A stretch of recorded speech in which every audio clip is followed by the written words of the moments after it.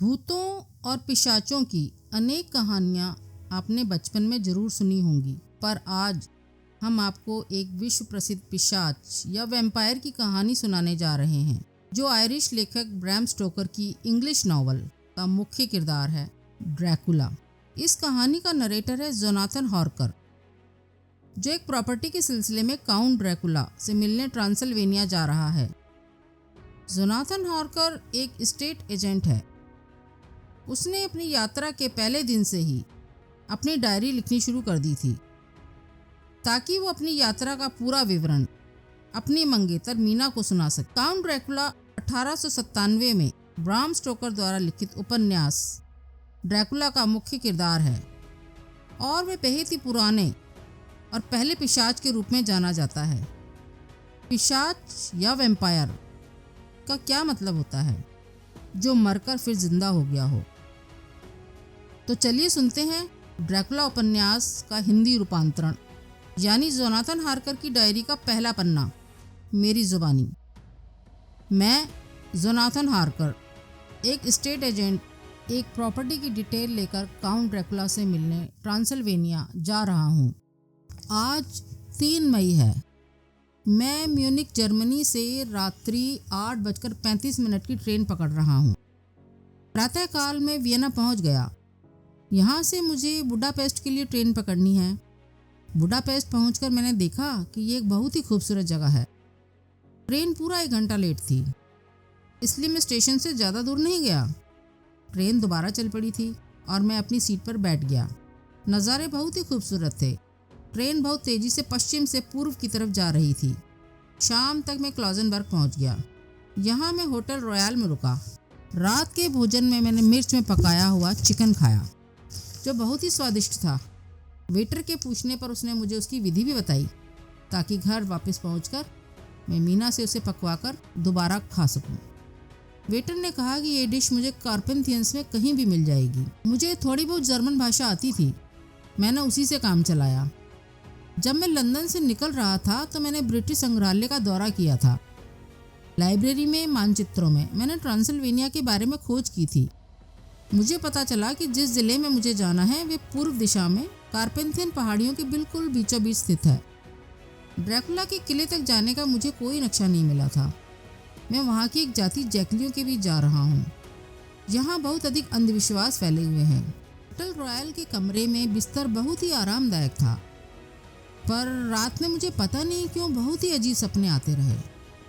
और हाँ, पूरी रात एक कुत्ता मेरे कमरे के ठीक नीचे रोता रहा। मुझे इतनी प्यास लगी कि मैंने रात को सुराही का सारा पानी पी लिया, और सुबह के किसी समय ही मेरी आंख लगी। नाश्ते में मैंने मक्के के आटे से बनी दलिया और कीमा भरे बैंगन खाए। नाश्ता करके मैं जल्दी से उठा, क्योंकि मेरी ट्रेन छूटने का समय हो गया था। पर यह क्या, ट्रेन फिर 1 घंटा लेट थी। गाड़ी में बैठकर इंतजार करने के अलावा और कोई चारा नहीं था। पूरा दिन धीमे रफ्तार से चलती गाड़ी में मैं यात्रा करता रहा। ये देश हर तरह की सुंदरता से भरा पड़ा है। खड़ी पहाड़ियों पर छोटे छोटे कस्बे और किले दिखाई दे रहे थे। नदी की धारा पथरीले पहाड़ों के बीच घाटियों से बह रही थी। ऐसा लगता था जैसे उसमें बाढ़ आ गई हो। हर स्टेशन पर लोगों के बड़े बड़े समूह थे, और वो सब तरह तरह की पोशाकें पहने हुए थे। कुछ ने छोटी छोटी जैकेटें, गोल टोपियां और ढीले ढाले पजामे पहने हुए थे। औरतें दूर से सुंदर दिखती थीं, पर पास से वो कुछ बेडौल लगती थीं। वह औरतें पूरे बाजू की सफ़ेद पोशाकें पहनी थीं। उसके ऊपर थे कमरबंद। पुरुषों ने काउबॉय की तरह के हैट, सफ़ेद पायजामे और सफ़ेद कमीज़ें, और वजनी वजनी चमड़े के कमरबंद, जिनके ऊपर पीतल की कीलें जड़ी हुई थी, पहन रखे थे। साथ में थे ऊंचे ऊंचे चमड़े के बूट, जिनमें उन्होंने अपने पायजामों के निचले हिस्से को खोस रखा था। उनके बाल काले और लंबे थे। उस पर थी काली बड़ी बड़ी मूछें। दिखने में वे कोई अच्छे प्रभाव नहीं डाल रहे थे। ऐसा लगता था जैसे वे पूर्व के किसी लुटेरों के गिरोह के सदस्य हैं, पर असल में वे स्वभाव से काफ़ी सीधे साधे लोग थे। ब्रिस्टेज पहुँचते पहुँचते शाम अब रात में तब्दील हो चुकी थी। बोरका दर्रा सीमा पर स्थित होने के कारण इससे होकर ही बुकोविना की ओर जाता है। काउंट ड्रैकुला के निर्देश के अनुसार मुझे गोल्डन क्राउन होटल में रुकना था। ये एक पुराने ढंग का होटल था। जैसे ही मैं होटल के दरवाजे पर पहुंचा, मुझे एक बुजुर्ग महिला ने वेलकम किया। उसने अपनी साधारण किसानी पोशाक के ऊपर एक एप्रन बांध रखा था। मेरा परिचय पाते ही वे मुस्कुराई और पीछे खड़े एक बुजुर्ग व्यक्ति को कुछ कहा। वे फौरन ही एक खत लेकर लौटा और उसे मेरे हवाले कर दिया। खत में लिखा था, मेरे मेज़बान काउंट ड्रैकुला ने, कि दोस्त, आपका स्वागत है। मैं आपका तहे दिल से इंतज़ार कर रहा हूँ। रात में आराम कीजिए। कल शाम 3 बजे बुकोविना जाने वाली गाड़ी में आपके लिए एक सीट सुरक्षित है। आगे बोरगा दर्रे पर से मेरी गाड़ी आपको मेरे किले तक ले जाएगी। मुझे आशा है कि लंदन से यहाँ तक की आपकी यात्रा सुखद रही होगी। आगे भी आप मेरी धरती पर ठहरने का आनंद लेंगे। आपका दोस्त ड्रैकुला। 4 मई को ही मेरे रुकने के स्थान होटल गोल्डन क्रॉन में उस बुजुर्ग पति पत्नी को काउंट ड्रैकुला का एक और पत्र मिला था, जिसमें मेरी यात्रा को और अधिक सुविधाजनक बनाने के उनको निर्देश दिए गए थे। जब मैंने उन लोगों से काउंट ड्रैकुला और उसके किले के बारे में अधिक जानकारी हासिल करनी चाहिए, तो मुझे महसूस हुआ कि वे इस बारे में मुझसे बात करने से कतरा रहे हैं। उन्होंने जताया जैसे उन्हें मेरी जर्मन भाषा ही समझ में नहीं आ रही है। वे दोनों बहुत डरे हुए लग रहे थे। वे दोनों बार बार अपने सीने पर क्रॉस का निशान भी बना रहे थे। मेरी आगे की यात्रा का समय भी हो चला था, सो मैंने भी बात को टाल दिया। पर सब कुछ बहुत ही रहस्यमय लग रहा था। जब मैं कमरे से निकलने लगा तो उस बुजुर्ग महिला ने मुझे आगे की यात्रा ना करने की प्रार्थना की। वे मेरे लिए बहुत अधिक चिंतित दिख रही थी, पर मैंने उसे कहा कि मैं किसी खास काम से वहाँ जा रहा हूँ और जाना भी जरूरी है। उसने आगे कहा कि आज 4 मई है।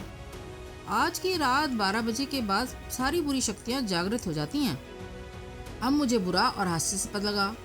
मैं किसी को भी इन बेकार की बातों की वजह से अपने काम में बाधा नहीं बनने देना चाहता था। वे मेरे पैरों में बैठकर ना जाने की प्रार्थना करने लगी। मैंने उसे उठाया और सांत्वना दी। जब उसने मुझे पक्का पाया तो निराश हो गई। मुझे उससे सहानुभूति भी हुई। तब उसने अपने गले की क्रॉस की माला निकाली और मेरे गले में डाल दी। वे प्रार्थना की कि वे तुम्हारी रक्षा करे। ये पन्ना मैं गाड़ी का इंतजार करते हुए ही लिख रहा हूँ। लो, मेरी गाड़ी भी आ पहुँची है। आज 5 मई है। सूरज आकाश में चमक रहा है।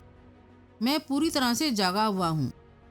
ब्रिस्टीज में शाम को मैंने बढ़िया खाना खाया था। बेकन और प्याज को मिर्च में लगाकर सीख कबाब और बढ़िया महंगी शराब भी पी थी। अब मैं 4 छोटे छोटे घोड़ों से जुती हुई गाड़ी में बैठ चुका था। मैंने बाहर का नज़ारा देखा। गाड़ी का ड्राइवर उसी होटल की बुजुर्ग मालकिन से बातें कर रहा था। बीच बीच में वे दोनों मेरी तरफ भी देखते थे। मैंने महसूस किया कि वे दोनों ही नहीं बल्कि वहाँ जमा और लोग भी मुझे सहानुभूति की नज़र से देख रहे थे, और जो शब्द वह मुझे देखकर बोल रहे थे उनका अनुवाद मैंने उसी समय अपने बैग में रखे विभिन्न भाषाओं के शब्दकोश में देखा। और मैं अचंभित रह गया, क्योंकि वह शब्द थे शैतान, पिशाच, नर पिशाच और चुड़ैल। वहाँ भीड़ काफ़ी जमा हो गई थी। सब लोग अपने ऊपर क्रॉस का बड़ा सिंबल बना रहे थे। वह लोग जिस तरह से मुझे घूर रहे थे और रहम की नज़र से देख रहे थे, उसने मुझे सच में इतना गड़बड़ा दिया कि मैं उस दृश्य को कभी भी नहीं भूल पाऊंगा। ड्राइवर अब तक आकर अपनी सीट पर बैठ चुका था। उसने अपना बड़ा सा चाबुक जोर से फटकारा और हम अपनी यात्रा पर निकल पड़े। मेरी यात्रा में बहुत सारे यात्री विभिन्न प्रकार की भाषाएं बोल रहे थे। जल्दी ही मैं दृश्यों की खूबसूरती में डूब गया। जंगल, फलों से लदे हुए वृक्ष, फार्म हाउस, हरी हरी घास और बड़े बड़े मैदानों के बीच में बनी सड़क। हमारी गाड़ी दौड़ती चली जा रही। कारपेंथियंस की ऊंची ऊंची पहाड़ियों तक जंगल फैला हुआ था। शाम का सूरज अपनी किरणों को समेटने लगा था। अब बर्फीली पहाड़ की चोटियां दिखनी शुरू हो गई थीं।